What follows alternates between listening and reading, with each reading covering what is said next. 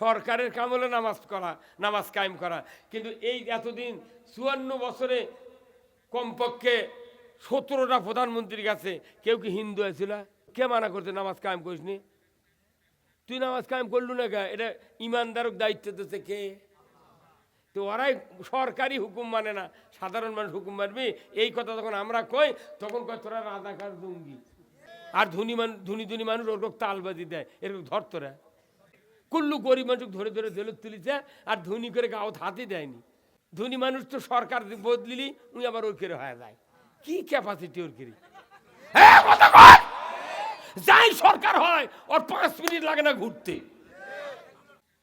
আমাকে ইউনিয়নে একটা হাজিয়া ছিল, তার দলের চায়ের জামা বানিয়েছিল। যাই যখন ক্ষমতা যায় ওই জামা খাওয়াতে ওরকে আগে করে ও কেউ ধরবে না। ফজরে আজান দেওয়া লাগবে না, 3:30টার সময় বেনামাজির বউ বেনামাজির বাপ মাও এরা ডাকিয়ে তুলে কবি, বাবা তোর কি হাজুত খাটার ইচ্ছা আছে? তুই কয় টাকা জরিমানা? ফেতরা পরিমাণ মানে কি 70 টাকা যদি প্রতি ওয়াক্ত হয়, বেতের ধরে 6 ওয়াক্ত 420 টাকা জরিমানা, আর 6 ওয়াক্তের জন্য 15 ঘন্টা হাজুত। তুমি যদি 24 ঘন্টার মধ্যে 15 ঘন্টা হাজুত খাটতে পারো, 420 টাকা ডেলি জরিমানা দেওয়ার পারো, তুমি শুয়ে থাকো। আর যদি তা না পারো তাহলে ওযু করে মুয়াজ্জিন ডাকলে তুমি মসজিদে যাও। আমার ভাইরা, আল্লাহ রাব্বুল আলামিন কোরআনুল কারিমে বলছেন, সিবগাতাল্লাহি ওয়া মান আহসানু মিনাল্লাহি সিবগাতান ওয়া নাহানু লাহু আবিদুন। সূরা বাকারা আল্লাহ বলেছেন, ও দুনিয়ার মানুষেরা তোমরা শোনো, আমি আল্লাহ আমার রঙে রঞ্জিত হও, আমার রং হলো সারা রং। আর যারা আমার আবেদ বান্দা তারা শুধু আমারই রং ধারণ করে। জোরে কন্যা আল্লাহু আকবার। আল্লাহর আবেদ হতে গেলে, আল্লাহর খাঁটি বান্দা হতে গেলে আল্লাহর রং ধরতে হবে। আল্লাহর রং যদি আপনি ধরেন মানে কি আল্লাহর পক্ষ যদি নেন, দুনিয়ার কেউ আপনাকে বিশ্বাস করবে না। কবিতা না ওর কাছে ভোট চাওয়া লাভ নাই, ওই অমুকের লোক। কথা কন, এই সিবগাতাল্লাহি ওয়া মান আহসানু মিনাল্লাহি সিবগাতান, তুমি আমার রঙে রঞ্জিত হও, আর আমার রং হলো সেরা রং। যে ব্যক্তি আল্লাহর পক্ষ নিবে এটাই হলো জান্নাতে যাওয়ার মক্ষম সুযোগ। ধরে বলো ঠিক কিনা? আল্লাহর পক্ষ না নিলে আল্লাহ জান্নাত দিবে না। কথা ঠিক কিনা? আপনার বেটা যদি আপনার পক্ষে কথা না কয়, গায়ের মানুষ একটা বাপক মারিচ্ছে, বেটা খারাপ করছে, কেবা তোর আমার বাবার সাথে এগুলো করছ গে? আর তুই লাগে তারে বাপক মারিচ্ছে, তুই করছি এগুলো করে গে? উই যদি বাপের সাক্ষাতে বাপক মারিচ্ছে, ওর সাক্ষাতে উই যদি বাপের পক্ষ নিয়ে দাঁড়াতো, ওই গ্রামের মানুষ ওর বাপক মারতে পারতো না। উই ওই থেকে দেখিচ্ছে আর বাপক ঘুরতেছে। ওই বাপ যখন মারামারি বন্ধ হয়ে যায়, কবি কই বা তুই বদমাইশ রে, আমাকে তুই সাক্ষীতে মারলো, তুই একটা কথা বলু না। ওই বাপ কবি তোকে এক সম্পত্তি দেবো না, পড়ার বেটাক দেবো, তাই আমাকে আগে হয়নি। তুই ইলে কি করলু? কতক্ষণ না তে যাই আল্লাহর পক্ষ নিবে তাকে আল্লাহ মাফ করে দেবে। তাহলে পক্ষ নেওয়া হলো জরুরি। কথা ঠিক কিনা?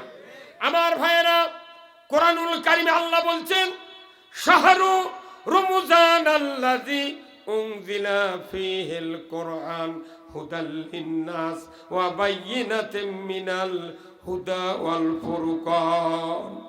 আমার আল্লাহ বলেছেন, রমজান মাসে কোরআন নাজিল করেছি, উদ্দেশ্য দুইটি। এক নাম্বার হলো মানুষ শুধু হেদায়েত হবে, মানুষ শুধু আল্লাহর পথে থাকবে, রসুলের পথে থাকবে। আল্লাহর পথ রসুলের পথ ছাড়া কারো পথে থাকবে না। এই জন্য কোরআন নাজিল করেছেন 1500 বছর আগে। জোরে বলুন ঠিক কিনা? কিন্তু দুঃখের বিষয়, সারা পৃথিবীতে 228টা রাষ্ট্রের ভেতরে 840 কোটি মানুষ বসবাস করে। বর্তমানে মাত্র 140 কোটি মানুষ ইমানের পক্ষে, আল্লাহর পক্ষে, রসুলের পক্ষে। কিন্তু তারই ভিতরে 75% লোক নামাজ আদায় করে না। আর বাদ বাকি মোট মানুষ আল্লাহর বিরুদ্ধে, রসুলের বিরুদ্ধে, ইসলামের বিরুদ্ধে। 1500 বছর আগে কোরআন আসলো মানুষ হেদায়েত করার জন্য, অথচ মানুষ হেদায়েত হলো না।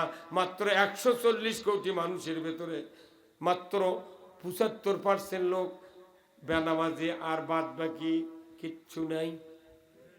25% নামাজি আপনাদের শুক্রবারে নামাজ পড়েন না ভাই জুম্মার। 16 আনা মুসল্লির ভেতরে 10 আনা মুসল্লি খালি শুক্রবারে নামাজ পড়ে, আর হলো 4 আনা মুসল্লি মাগরিব পরে আর জোহর পরে। ফজরের সময় চেতন পায় না, আসরের সময় কাজের টাইম পায় না, আর এসার সময় পাও ধয় না। মাত্র 2% লোক নামাজ পড়ে। তাহলে এগুলো করে কি আমাকে জান্নাত পাওয়া যাবে ভাই? তাহলে এই নামাজ কায়েম করার দায়িত্ব আল্লাহ সরকার দিয়েছে। সরকার যদি আইন করে, আজ থেকে বাংলাদেশে নামাজকে আইনের মাধ্যমে ফরজ করা হলো, যে ব্যক্তি 1 ওয়াক্ত নামাজ কাজা করবে ইমাম আর মুয়াজ্জিনকে দায়িত্ব দেওয়া হলো। যারা যারা ওই মহল্লার বেনামাজি আছে সকাল 8টার মধ্যে এই বেনামাজির তালিকা মহাদেবপুর থানার ওসির কাছে আপনারা দিয়ে দিবেন। ফজরে আজান দেওয়া লাগবে না, 3:30টার সময় বেনামাজির বউ, বেনামাজির বাপ মাও এরা ডাকিয়ে তুলে কবি, বাবা তোর কি হাজুত খাটার ইচ্ছা আছে? তুই কয় টাকা জরিমানা? ফেতরা পরিমাণ মানে কি 70 টাকা যদি প্রতি ওয়াক্তে হয়, বেতের ধরে 6 ওয়াক্ত 420 টাকা জরিমানা, আর 6 ওয়াক্তের জন্য 15 ঘন্টা হাজুত। তুমি যদি 24 ঘন্টার মধ্যে 15 ঘন্টা হাজুত খাটতে পারো, 420 টাকা ডেলি জরিমানা দেওয়ার পারো, তুমি শুয়ে থাকো। আর যদি তা না পারো তাহলে ওযু করে মুয়াজ্জিন ডাকলে তুমি মসজিদে যাও। এই যে এই 16 বছর পুলিশ দিয়ে আমাকে রোগ পিটেছে, পুলিশের চাকরি দিয়েছে খালি মানসিক বেতন দেওয়ার জন্য। কিন্তু ইসলাম যদি বিজয় হয়, এদেশে গায়ে গায়ে 2টো করে পুলিশ থাকবে, মসজিদ কম্বল গাদ দিয়ে শুয়ে থাকবে ওরা। মুয়াজ্জিন আজান দিবি, 2 জন 2 দিক বাঁশি লিয়ে যাবি, বাঁশি ফুকে বার কবি, কেন কে বাড়ির মধ্যে কথা শুনি কে বারে তুই এই কথা কর। পুলিশের ভয়ে, সরকারের আইনের ভয়ে ওই মসজিদ বিলা দৌড়তে বাধ্য। সরকার নামাজ কায়েম করা লাগবে, কার কথা? সেই নামাজ। আমরা নামাজের কথা দীর্ঘদিন হলো, আমার 47 বছর হচ্ছে বক্তৃতার বয়স। বাপ বক্তৃতা করছে 103 বছর বয়সে মারা গেছে, বাপও করছে কমবে 80 বছর বক্তৃতা। তারপরে কি হচ্ছে? সমাজে নামাজের তুলনায় বেনামাজি।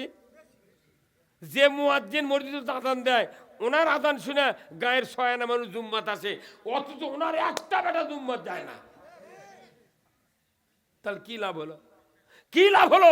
আজান দিয়া, বক্তৃতা দিয়া, হাত ধরে পাও ধরে নামাজ কায়েম হবে না। নামাজ কায়েম হবে সরকারের আইনে, কার কথা? আমার ভাইয়েরা, যদি নামাজি হয় আপনার একটা সন্তান, এই নামাজি সন্তান